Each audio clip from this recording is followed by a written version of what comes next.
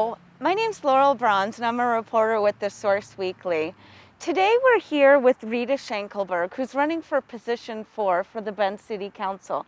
You're watching My View, a series where we interview various candidates that will be on the ballot in November. Welcome, Rita. Please introduce yourself. Thanks, Laurel. Hi, my name is Rita Schenkelberg. I'm running for Bend City Council, position 4. My pronouns are she, her, and they, them. Why am I running for Bend City Council? I'm running because the entire community's needs need to be met through the City Council's government. This is incredibly important as we continue to build community, as Bend is continuing to grow. It's about affordable housing and making sure everyone has somewhere to live and that those places are actually sustainable and long-lasting. And then transportation, how we can really make sure our roads are safe, people can continue to drive, walk, and ride their bikes to school and work. That's a little bit about me and my platform. Thank you. How has the position of a city councilor changed during the pandemic? Oh, I think it's changed in a lot of different ways. Definitely becoming a webmaster and understanding like what is happening on screen and feeling more comfortable about, having your face projected, and also us being able to see in city councilors' homes. I also think it's been a lot of conversation around science and around COVID and how do we kind of filter through that, and then a piece of the economic impact, and of course the protests, the Black Lives Matter movement, and conversations about systemic racism and white supremacy.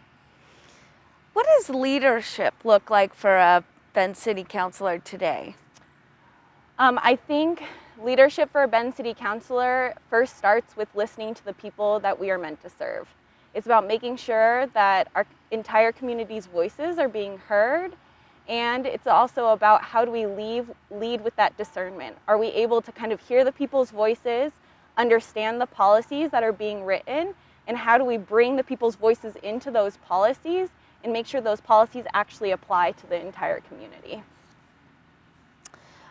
What should the city's position be on tourism as the pandemic stretches into 2021? Yeah, I think tourism has been on the forefront of everyone's minds. I know that I was pretty bummed. I really love summer and being outside and camping and hiking, and so it definitely changed that climate. And so Bend does kind of the minimum around Visit Bend, and they have funding from the state that they're required to use for tourism. And so I know that they still have to uphold that. And I know that Visit Bend has stopped advertising for tourism, and Bend is still a very appealing place to visit. And so we need to continue to follow the CDC protocols, wearing our masks, making sure that we socially distance, and also support the local businesses that live here and protect all of the people that live here. What do you think can be done at a local level to fuel Bend's economy as we try to recover from the recession? Yeah, I think I talked about it a little bit in my previous answer, but it's about making sure that the stores and the restaurants continue to be safe for the people that live here. So I love a bunch of local restaurants. I love shopping local. And so keeping those places safe and us making sure that we're bolstering that local economy, even though it's a little bit more difficult now because maybe people aren't feeling comfortable being in person. So really supporting local by shopping local. What's your position on ideas around the transportation bond? Specifically, do you feel like this bond addresses the issues that are facing Bend? And if not, what else do you feel like needs to be addressed in this regard? So I think the transportation bond is pretty complicated because I know that a lot of people are feeling that economic impact. They're really feeling concerned about what a bond will look like. And the transportation bond, and I'm in support of it, is a great first step. It's a first step towards increasing our sidewalks, increasing our bike lanes, giving a lot of options for non-driving commuters and people now getting out of their cars and being able to walk and drive. So it's a great first step, and I think that transportation in general and transportation options will continue to grow, and also to support the entire community and make roads safer for everyone. What's your assessment of how the city and the Bend City Police handled the recent ICE immigrant detainment situation? Specifically, do you believe it was appropriately handled by the city and the city police department, or were there things that you would have done differently? That is a very layered question. So one of the pieces of ICE is that they came into our community and took people who are our neighbors out of our community. And they did it in a way with no justice, no conversation, no warrants. People were picked up from their homes and they were picked up from their jobs. That is not justice. There's no process in that. That's abduction, and that is unacceptable. No human, no resident that lives here in Bend should be abducted from where they live or where they work. City Council could have done a lot of different things. I know initially what a lot of the community members were asking for was just a statement. Does City Council understand what's happening at the protest? And does City Council support the entire community? And they didn't really, there wasn't kind of a firm or collective response to that. And then they were asking for Michael Krantz, the new head of police, to really make a statement. And he didn't really. And so part of being a leader, well, he didn't. Part of being a leader means that even when the situations are tough, even when it's really, really hard or maybe even scary, you continue to lead, which means showing up and having the hard conversation, showing up when people might not be happy or excited to see you, and continuing to support the entire community. So I think there's a lot more that can be done, including making Bend a sanctuary city. And we can really do a lot of learning in Bend City Council and in Bend PD on how to protect everyone that lives here. Do you feel like the city is doing enough to support diversity, equity, and inclusion?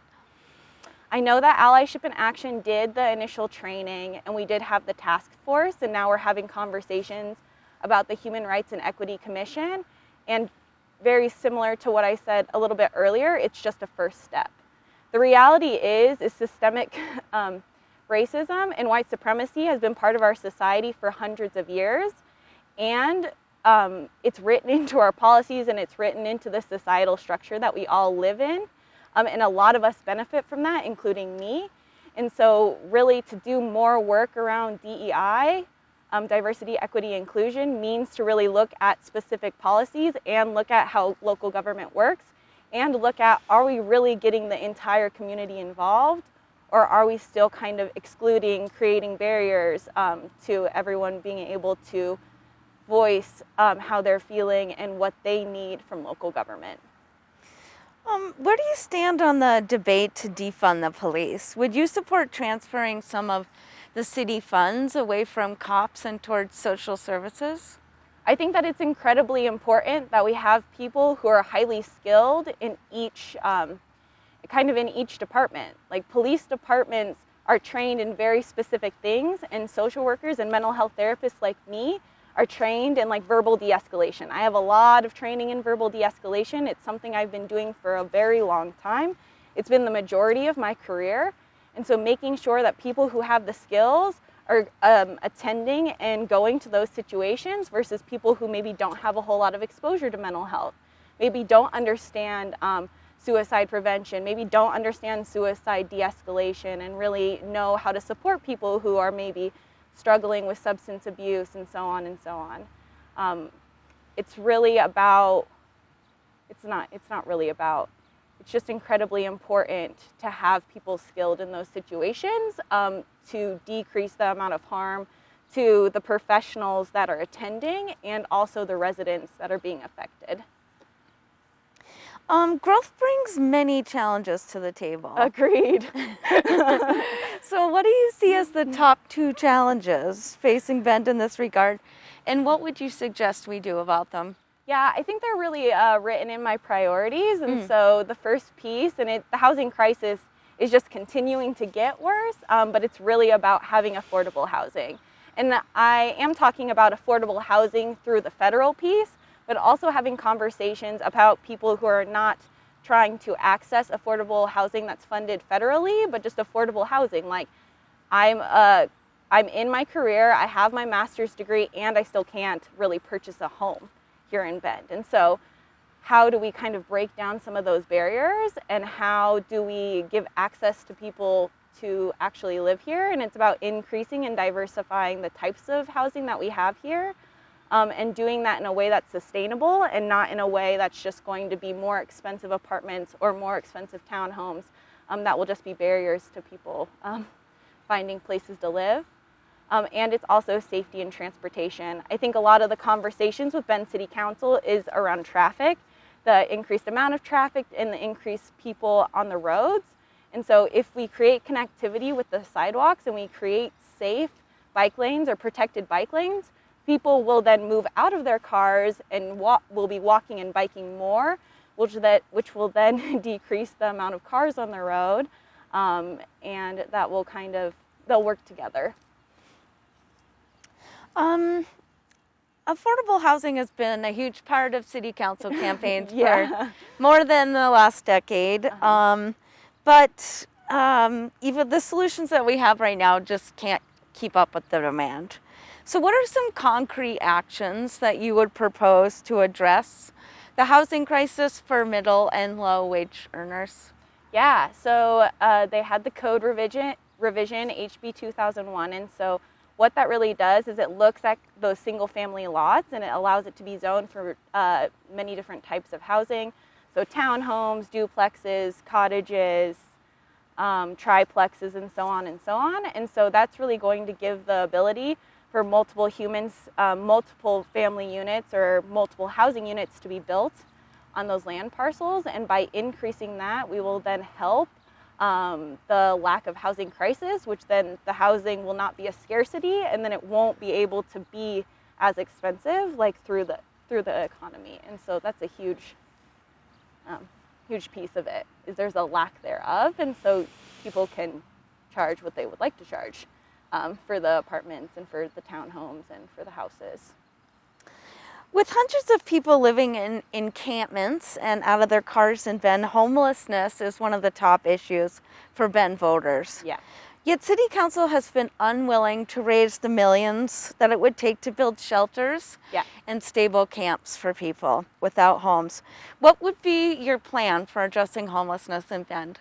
Well, I know as I've been learning about the houseless population, we still don't have a location for our temporary warming shelter. And as we all know, it's October today, and October is probably when it starts to get really cold. So it's about Bend City Council taking a strong stance and finding a location and getting a safe place for those people to live. And when we think about houseless individuals, not only is it people who just like one houseless individual, it's a houseless family. There are houseless children that could freeze to death in the winter months. And so Bend City Council not taking a strong stance on having a permanent warming shelter, not a temporary, a permanent warming shelter, and having housing for them means that they're not prioritizing children's lives, and that's unacceptable. Okay. Do you feel like the city needs to play a more active role in the Deschutes County Stabilization Center? I'm going to be honest with you. I think it's Deschutes County Stabilization Center, so I would like to know kind of what the conversations between Deschutes County and Bend City Council would look like around the Recovery Center. I think there's a lot of cultural pieces that Bend City Council can do to really make sure Deschutes Recovery Center has their needs met. So whether it means having transit there, making sure it's safe for the individuals who are in the Stabilization Center. But overall, the funding probably comes from the county, and so all we can do is probably work together or support in ways that the county kind of gives us information in ways that we can. Okay. Do you believe that city council members, as well as people serving on various committees for the city, deserve a living wage? Yes. Yes, they do. As someone who's running for Bend City Council and also has a career and is working full-time, it's a lot to be on anyone's plate. And even for the committees that might be like part-time or like a quarter-time, we're asking them to do research, we're asking them to show up to meetings, we're asking them to be responsive on email, we're asking them to be present on phone calls, and we're asking them to go into the community. And so they should be supported in doing that, because really we're asking them to do it. They're doing public service for us and for the city, because we can't do all of the committees. And so they should be supported in that. All right. Oh, one more thing. Please, yeah. And it will increase the amount, it will diversify the people that are on those committees and who get to run for Bend City Council when we have kind of the financial structure there. Name one critique of the current city council or city council member and describe what you would do differently.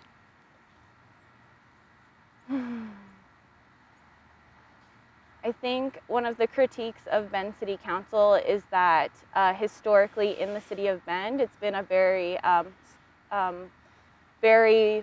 monogamous type of person that runs for Bend City Council, and so those decisions are made kind of in that vacuum, in a vacuum of people who are all white, people who maybe own businesses or maybe who are attorneys, and they kind of have a very specific view of the world. They view their lives very specifically, and they work with very specific people. And so really the critique is, why weren't the barriers broken down sooner so that we could have more diverse voices run for Bend City Council, so that diverse voices could be making decisions and make policy changes for the entire community. So when we have a leadership that doesn't reflect the people that live here, then the policies are not going to reflect the people that live here. Well, thanks so much for being with us here today, Rita. Is there anything else that you'd like to add that we didn't cover today? Yeah, just one more thing. I would really like to talk a little bit about climate change.